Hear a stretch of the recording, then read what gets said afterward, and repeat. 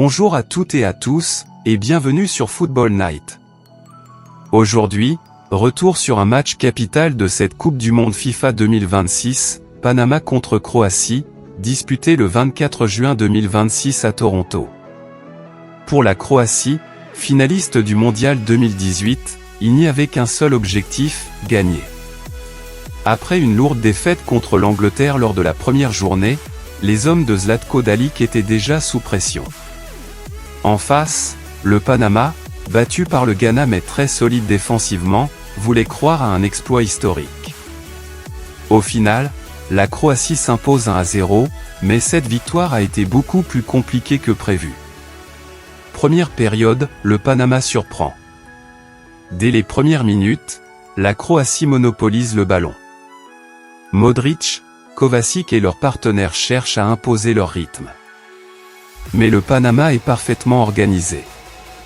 Le bloc défensif reste compact. Les espaces sont quasiment inexistants.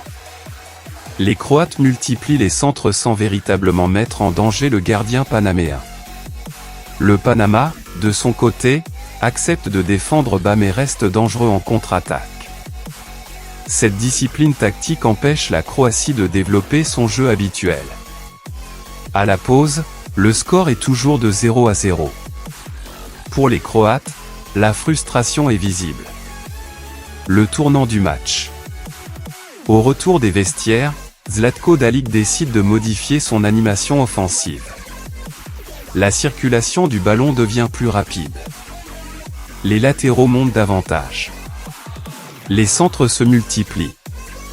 Puis vient le changement décisif. Ante Budimir entre en jeu. Quelques minutes plus tard, l'attaquant trouve enfin la faille. Sur une action parfaitement construite, Budimir conclut avec sang-froid et inscrit le seul but du match. La Croatie mène 1-0. Un but qui change totalement la dynamique de la rencontre. Le Panama n'abandonne pas. Beaucoup pensaient que le Panama allait s'effondrer. Il n'en est rien. Les Canaleros repartent immédiatement à l'attaque.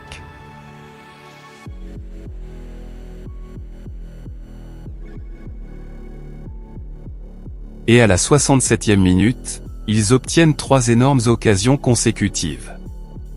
Dominik Livakovic réalise alors une séquence exceptionnelle avec plusieurs arrêts décisifs. Sans son gardien, la Croatie aurait probablement laissé filer 2 points précieux. Dans les dernières minutes, le Panama pousse encore.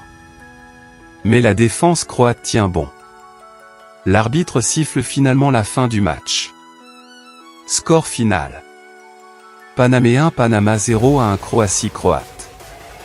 Analyse tactique. 1. Le Panama mérite les compliments.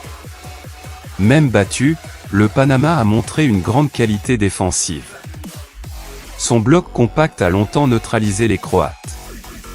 L'équipe a également créé plusieurs situations dangereuses. Le score ne reflète pas totalement la physionomie du match.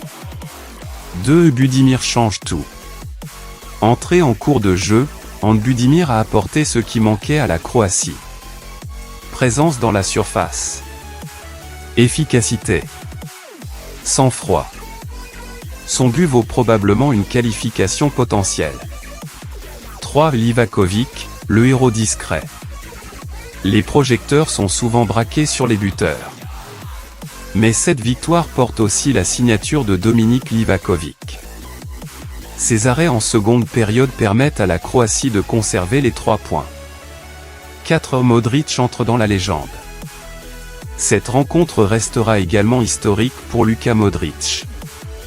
Le capitaine croate disputait sa 200e sélection avec son pays, rejoignant un cercle extrêmement fermé de joueurs ayant atteint ce cap. Après le match, ses coéquipiers lui ont rendu hommage.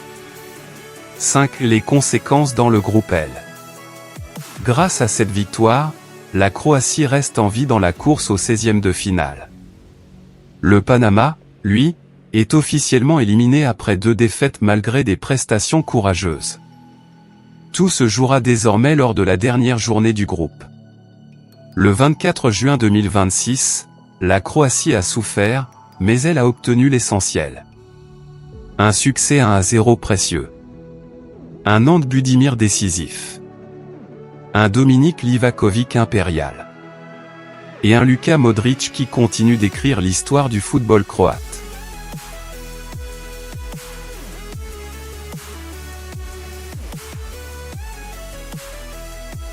Pour le Panama, l'aventure mondiale s'arrête, mais cette équipe quitte le tournoi avec les honneurs après avoir fait douter 2 adversaires de haut niveau.